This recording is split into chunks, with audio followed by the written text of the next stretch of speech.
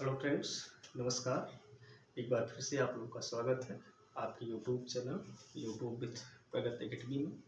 मैं राम सेवक और हम लोग पढ़ रहे हैं भौतिक विज्ञान कक्षा 12। आइए हम लोग अगला टॉपिक देखते हैं। वैद्युत द्विध्रुव के कारण किसी भी बिंदु पर वैद्युत क्षेत्र की तीव्रता। तो फ्रेंड्स, इससे पहले हम लोगों ने पढ़ लिया है कि अगर कोई वैद्युत द्विध्रुव है तो उसके अक्षीय स्थिति में वैद्युत क्षेत्र की तीव्रता का सूत्र हम लोगों ने पढ़ लिया है, जिसका मान होता है अगर ये इलेक्ट्रिक डायपोल है, वैद्युत द्विध्रुव है जो -q और +q कूलम आवेश से मिलकर बना है, तो इसके अक्षीय स्थिति पे अगर कोई पॉइंट P है तो यहाँ पर जो रिजल्टेंट इलेक्ट्रिक फील्ड होगा, परिणामी क्षेत्र की तीव्रता, उसकी जो वैल्यू आई थी, जो मान आया था वो आया था 1/4πε0 2p/r3। कितना आया था? 2p/r3 आया था। वैद्युत क्षेत्र की तीव्रता एक सदिश राशि, इसलिए हम लोगों ने इसको सदिश में व्यक्त किया था। न्यूटन प्रति कूलम इसका मात्रक होता है वैद्युत क्षेत्र की तीव्रता का। और इसके बाद हम लोगों ने दूसरा टॉपिक पढ़ा था कि अगर कोई वैद्युत द्विध्रुव है तो उसके निरक्षीय रेखा पर स्थित अगर कोई पॉइंट है, जैसे मान लेते हैं यहाँ पर कोई पॉइंट P है, तो इसके मध्य बिंदु O से 90 अंश का कोण बनाता हुआ स्मॉल r दूरी पर कोई बिंदु अगर P है, तो यहाँ पर भी हम लोगों ने वैद्युत क्षेत्र की तीव्रता का सूत्र निकाला था और वो आपका आया था जो है कुछ सूत्र जो आपका आया था इस पॉइंट पर रिजल्टेंट इलेक्ट्रिक फील्ड, वो आया था 1/4πε0 और p/r3 न्यूटन प्रति कूलम आया था इस पॉइंट पर। तो हम लोग जो है पहले ही पढ़ चुके हैं कि वैद्युत द्विध्रुव की अक्षीय रेखा पर अगर कोई बिंदु P है तो वहाँ पर वैद्युत क्षेत्र की तीव्रता E बराबर 1/4πε0 2p/r3 होता है।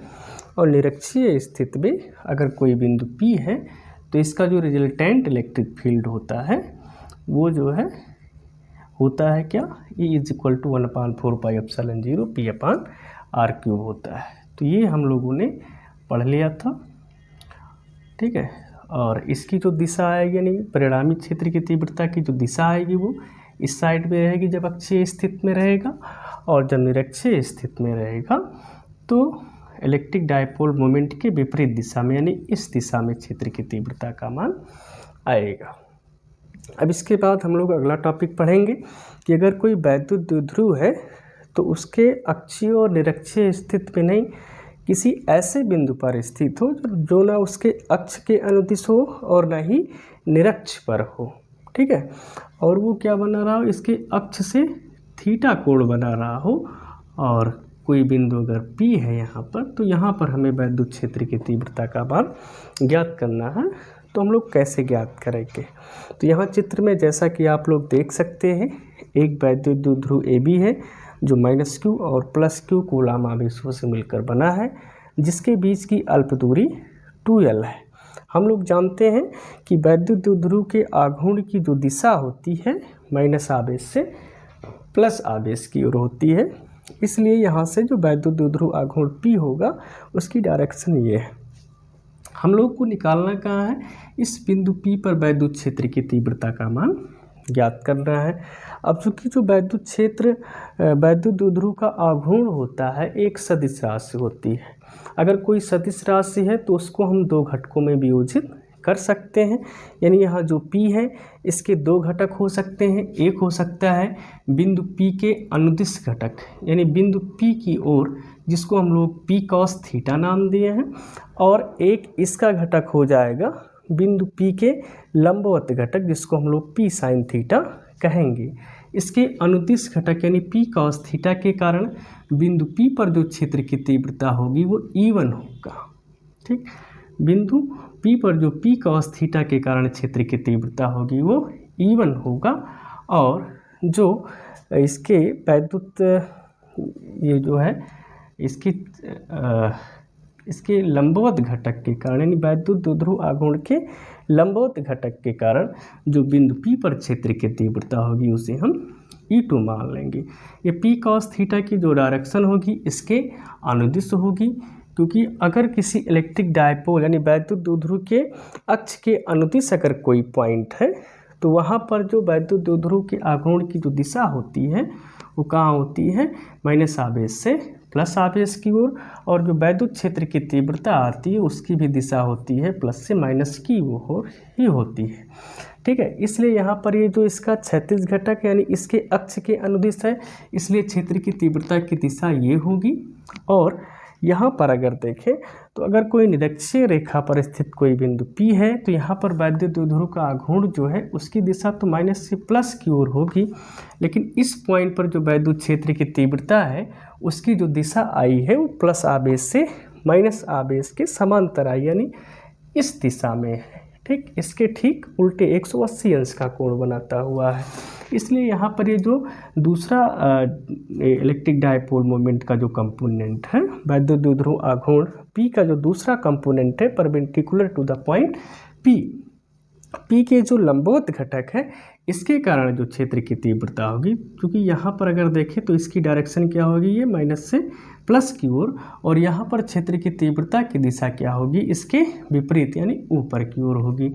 अगर हमें इन दोनों जो है E1 और E2 का परिणामी निकालना है तो हम लोग कैसे निकालेंगे, हम लोग जानते हैं इनका वेक्टर सम होगा, यानी E is equal to E1 plus E2, ये हो जाएगा इनका परिणामी हो जाएगा।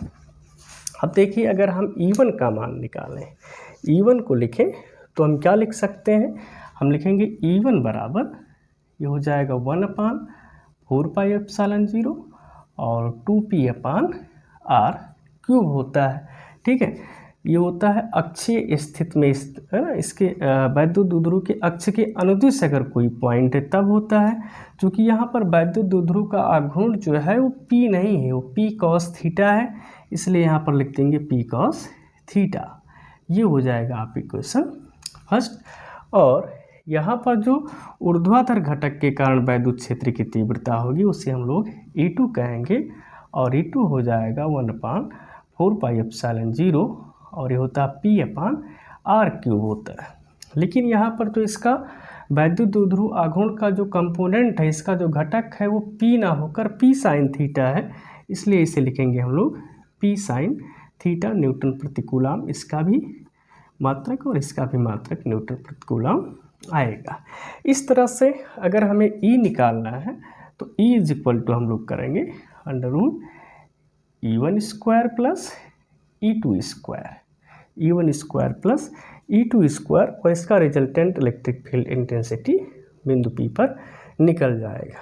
तो आइए इसको हम लोग सबसे पहले पूरे डेरिवेशन को लिखते हैं।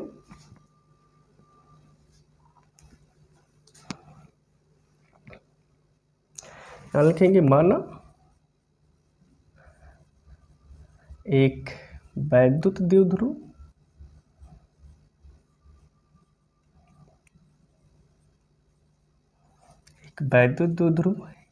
AB जो -q व +q कूलम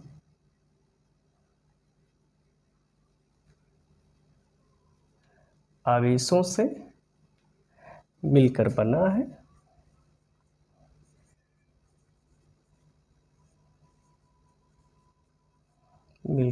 है, जिसके बीच की अल्प दूरी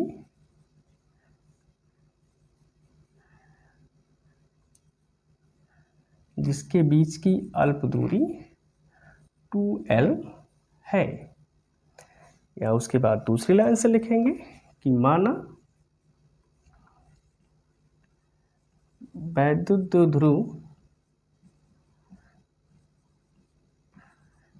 के मध्य बिंदु,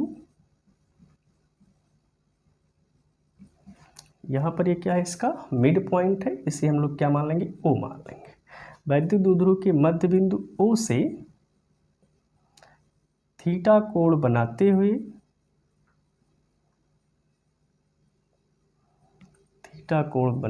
हुए स्मॉल r दूरी पर एक बिंदु P है, एक बिंदु P है जहां वैद्युत क्षेत्र की तीव्रता ज्ञात करनी है, जहां वैद्युत क्षेत्र की तीव्रता ज्ञात करनी है हम लोगों को। इतना सबसे पहले हम लोग लिखेंगे, ठीक। डेरिवेशन करते समय या पेपर में लिखते समय हम लोग को ये लिखना बहुत ज़रूरी होता है। करना है जैसा कि चित्र में दिखाया गया है, एज शोन इन फिगर, जैसा चित्र में दिखाया गया है, ठीक। पेपर में लिखते समय हम लोग इतना ज़रूर मेंशन करेंगे, ठीक। अब इसके बाद क्या करेंगे, हम लोग लिखेंगे चूँकि वैद्युत द्विध्रुव का आघूर्ण एक सदिश राशि है, इसलिए हम इसे बिंदु P के अनुदिश घटक यानी क्षैतिज घटक P cos थीटा और इसके ऊर्ध्वाधर घटक P sin थीटा में विभाजित कर सकते हैं। यहाँ लिखेंगे चूँकि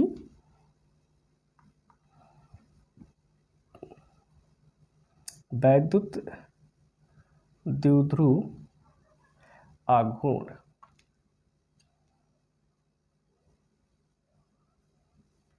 स्मॉल p एक सदिश राशि है,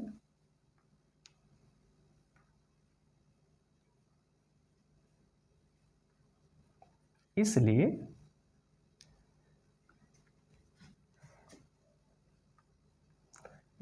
इसे बिंदु P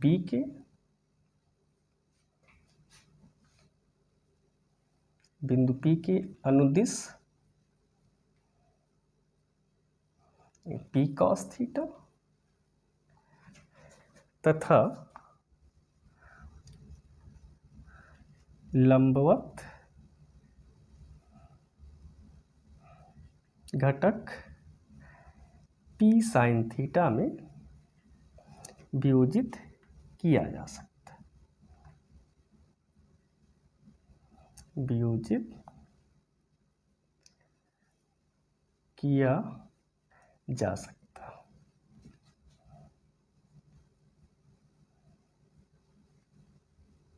ठीक। ये हो गया। अब देखिए वैद्युत द्विध्रुव के जो है, अगर कोई बिंदु वैद्युत द्विध्रुव के जो अक्ष के अनुदिश है तो वहाँ पर वैद्युत क्षेत्र की तीव्रता कितनी होती है, इसलिए लिखेंगे हम लोग अतः या इसलिए वैद्युत द्विध्रुव के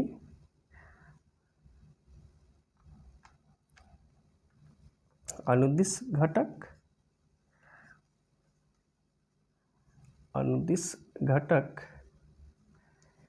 के कारण बिंदु P पर क्षेत्र की तीव्रता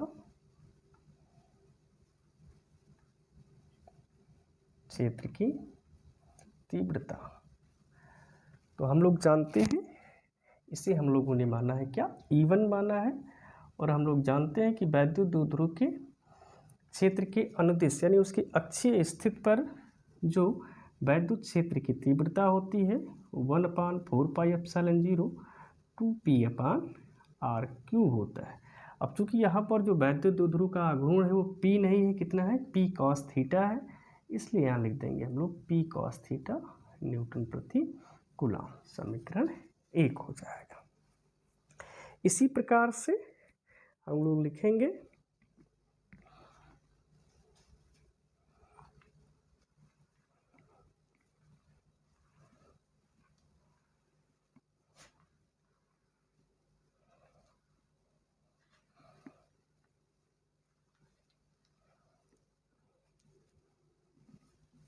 यहाँ लिखेंगे इसी प्रकार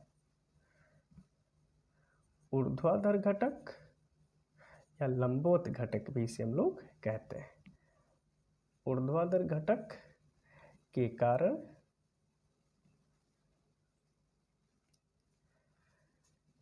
P पर क्षेत्र की तीव्रता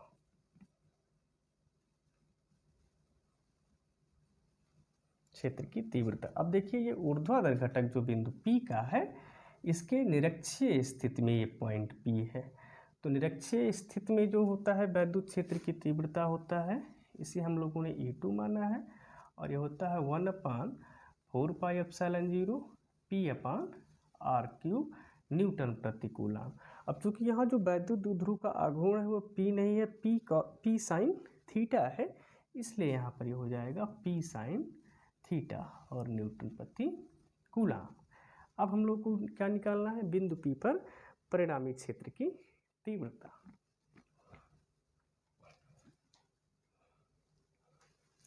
इसके बाद हम लोग लिखेंगे अतः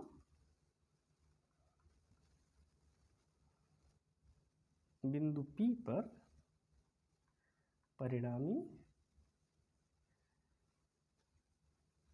तीव्रता, और परिणामी तीव्रता को हम लोगों ने वहाँ माना है E, इसलिए E बराबर हो जाएगा √E1² प्लस E2²। यहाँ मान रखेंगे दोनों का, तो E1² और E2², E1 का जो मान आया है वो 1/4πε0 और 2p cos theta upon r³, और इस पूरे का स्क्वायर न्यूटन है ना, ये हो जाएगा यहाँ से। और E2 का जो मान है वो 1/4πε0 और p sine theta upon r³, और इसका स्क्वायर हो जाएगा। यहाँ अगर देखें तो दोनों में 1/4πε0 कॉमन है, कि इन दोनों में 1/4πε0 कॉमन है, P भी कॉमन है और r³ भी कॉमन है, तो इसको हम बाहर निकाल लेंगे। तो 1/4πε0 और P/r³ इतना तो निकल जाएगा इसके बाहर।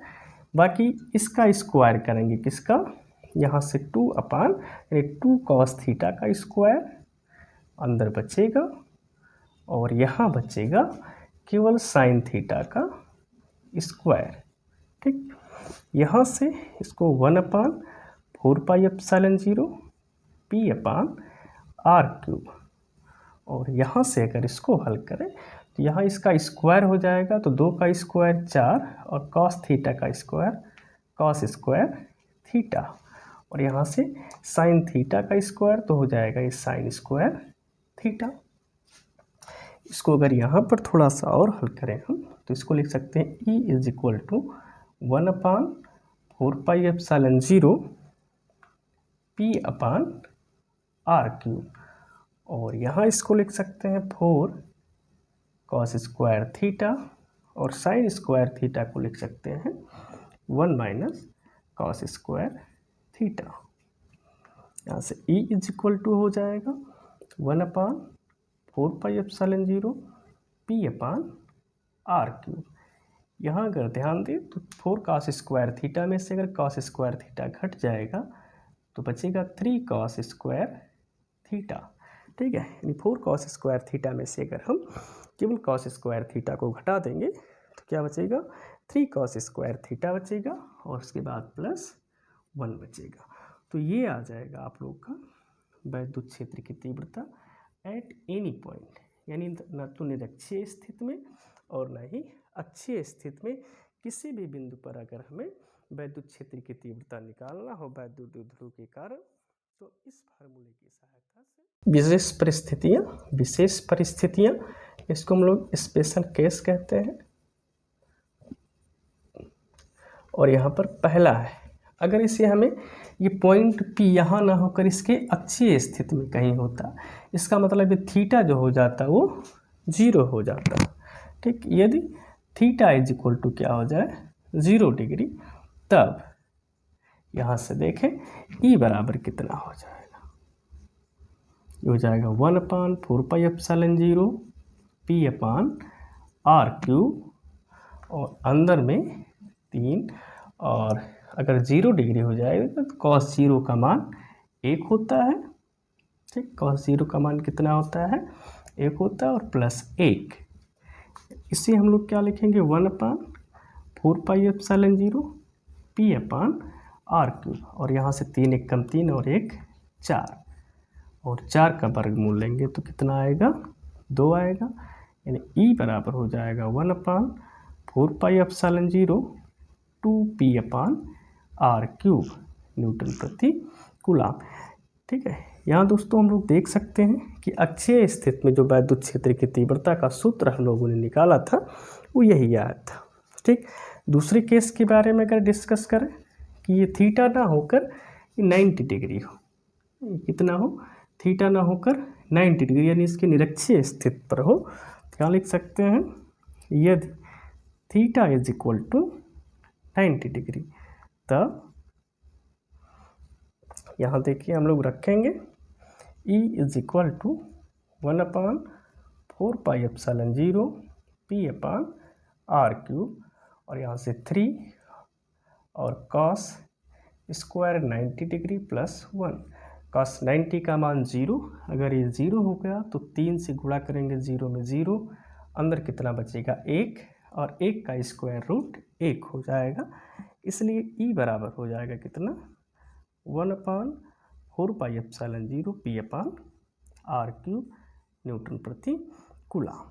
तो ये हो जाएगा वैद्युत क्षेत्र की तीव्रता उसकी अक्षीय स्थिति में, जिसका सूत्र हम लोग पहले ही प्राप्त कर चुके हैं। तो आई होप कि आप लोग को ये डेरिवेशन अच्छे से समझ में आया होगा।